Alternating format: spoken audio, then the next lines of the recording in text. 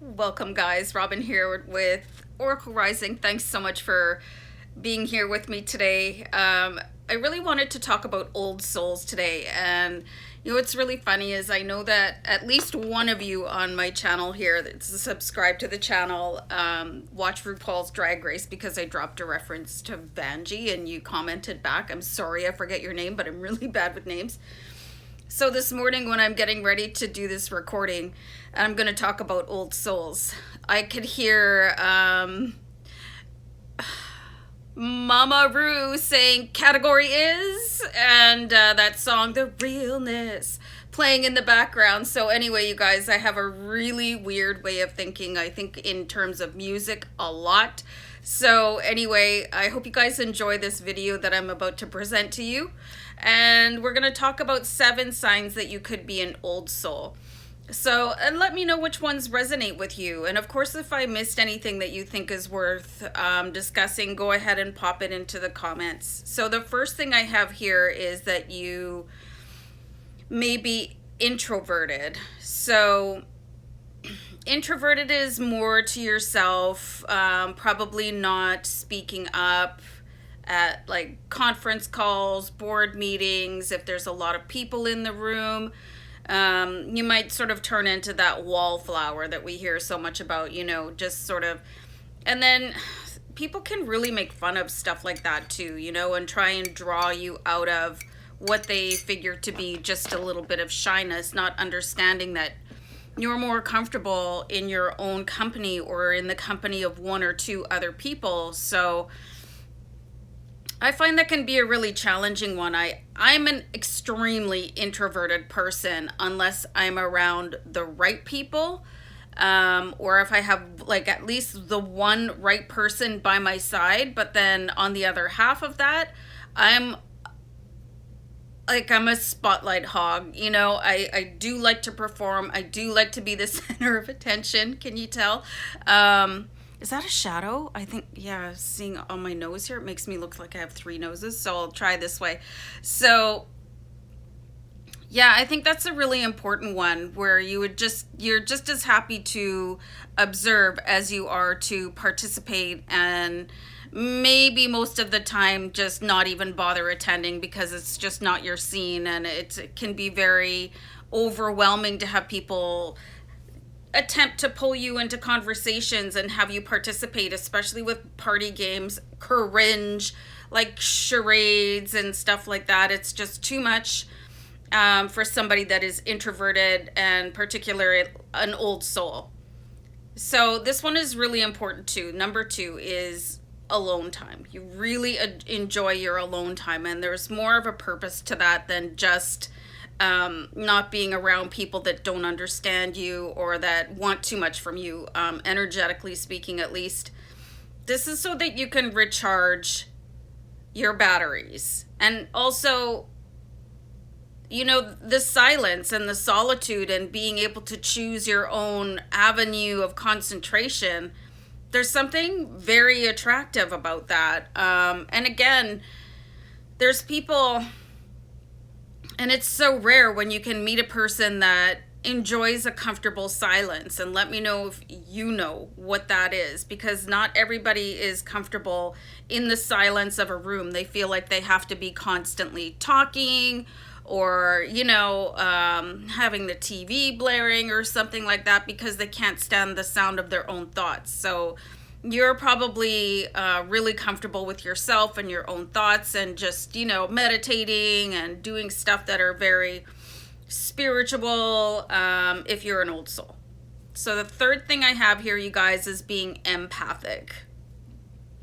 So an empath is able to sense the energy and sometimes the thoughts of other people. So when I say energy, I mean the feelings, because everybody has these auras that extend out around them. So, when you're out, your auras are actually bumping into other people, and your auras can sense the approach and sometimes the onslaught of other people's auras. And for me, I went through a really extended period of time, and it was very overwhelming. I was able to sense things that were happening in other countries. I would see things, like I would see visions. and not understand them until it appeared on the news the next day. It was really scary. And then it shut off. It shut off. I think it was after I had a really bad concussion, but I was kind of grateful for that because it wasn't like really always good stuff. It was scary, bad stuff. And for me as an empath, I can sense the... Now I'm getting the word demon, but I don't believe in demons, right? But do you know what I mean? The darkness in people. And I guess when I click with people that are really positive, it feels good. So it doesn't leave that sort of memorable physical stench, I want to say, you know? So you can sense things and moods, and you might be able to see things, like precognize things before they happen.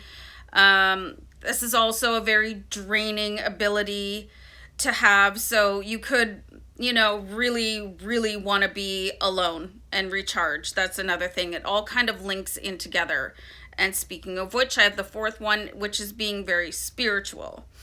So spirituality, it's such a different path than religion. Okay, so I don't want to get into that. You know, I really veer away from religious conversations because they were always such a powder keg in my house when I was growing up. You could not mention anything like that without, you know, the adults getting into like this huge argument. You know, so I don't talk about stuff like that too much because it was a sensitive subject from my past, and it still kind of makes my skin crawl. But anyway, not the religion part, but the reaction to it. But spirituality is, you know, that spirituality to me is acknowledging that there is, you know, a creator. And spirituality is something that you can define for yourself. You know, religion kind of dictates how you should believe in something, and spirituality allows you the grace to find your own path. So being a highly spiritual person, it doesn't mean that, you know, all I do all day is yoga and meditate. It just means that I'm aware that I'm walking in the presence of love and light. So you need to define that for yourself, and that's not a challenge. It's just saying, you know, how do you feel spiritually, and then maybe think about it yourself, or have you even asked yourself, you know, what does spirituality mean to me? And if not, that might be a good subject for the next time you spend alone time. So this one, I always felt this one, the fifth one, you guys, feeling like an outsider. And that's something. Wow. Yeah, I always felt like I was unwelcome. I always felt like I was very strange, you know, didn't fit in at all. Just in groups of people, I just never felt like I was understood or welcome. And it was a lonely thing to go through. And this happened even in my own family, and it still happens even in my own family, you know, with the exception of my children. And they might think I'm weird, but they still love me, right? So, but this is where I sort of developed that showman, you know, it's the shell that I can put on, and it really served me well. I've talked about, I think it's, anyway, on my other channel, talked about being a server and putting on a performance so that people wouldn't get to me. But just, you know, having this social anxiety about not wanting to go out somewhere with a group of people, because it always seemed like I was the one just sitting there, kind of like a bump on a log. And I got the visual image of a toad, but I don't want to really relate myself to being a toad. So, and just not being involved in conversation, and nobody else making an effort to draw me in, and just not even caring if I was anyway, and usually doing the Irish exit, you know, out the door, not even say goodbye to anybody, and that was okay with me. So that can be a really difficult experience, like growing up, and especially as a child, not understanding why that's happening to you. But you could be an old soul, empath, light worker, indigo, You know, and these all have their ramifications on your physical life, right? So kind of interpreting that as you grow older can be very helpful. Um, you know, it might not erase everything that you've been through in your life, but you can finally go, oh, okay, well, that's part of being an old soul, okay? Um, the sixth thing I have, the sixth thing I have is that you might value money less and appreciate the simple things. You know, money is very important. Money is very important, but you probably don't worship at the temple of the bank, if you're an old soul, you know. And Jim Carrey springs to mind. He has this quote where it goes something like, I wish everybody could become rich and famous so that they could understand that it's not the answer to everything. Okay, and I found that very poignant and meaningful. I really truly believe that everybody deserves a living wage, and people should have a nice place to live and not have to live in some dump, you know, with a slum landlord, and everybody should have food, and it is possible based on the amount of money in circulation right now. Um, and unfortunately, it's part of our modern culture right now where people tend to worship money hoarders, you know, whereas every other type of hoarder is seen as having an illness. People that hoard money, they're seen as heroes, and then of course because they're a money hoarder, they want to keep it all to themselves. So anyway, before I get off on that rant again, you know, you could just understand that the universe is going to give you everything you need in divine and perfect timing. So you're probably not too stressed about money. Hold on for a second, guys. Getting some sort of weird reflection on my eye. Like, can you guys tell what it is? But anyway, I feel like a cyclops. Cyclops? Anyway, let's continue on. I have one more point, and this is expansive thinking. This is thinking without borders.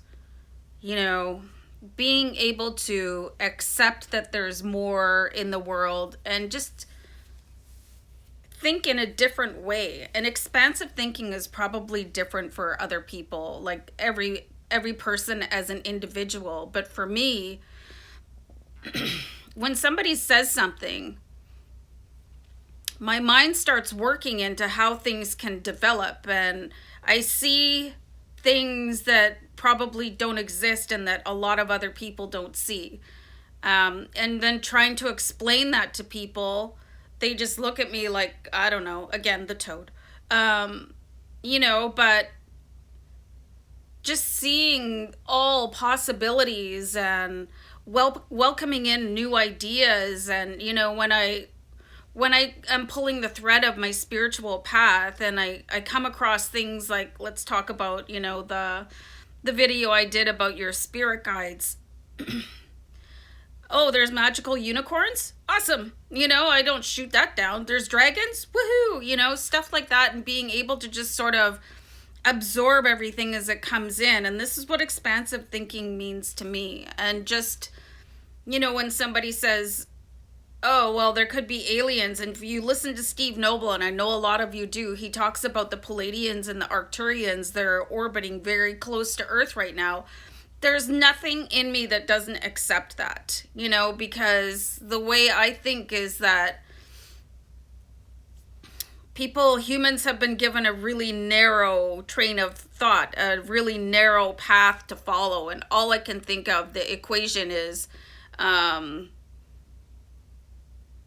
factory farming, where animals are being herded down a chute. And I know this is a really negative thing to say, but if you think that humans are not being farmed to a certain extent, please do a little bit more research, please.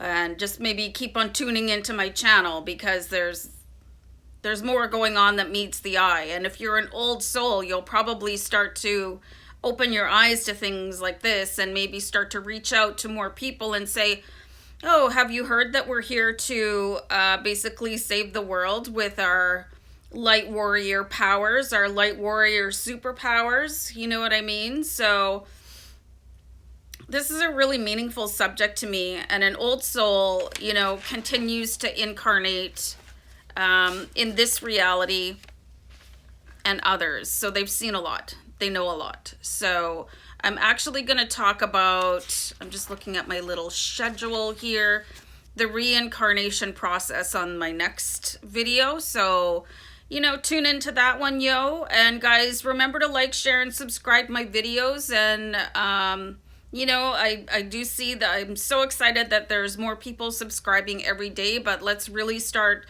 connecting to our family of light workers and, you know, star seeds, and you know, just really start to form that community where we can bring the vibration of the planet up. Peace out, guys. Bye.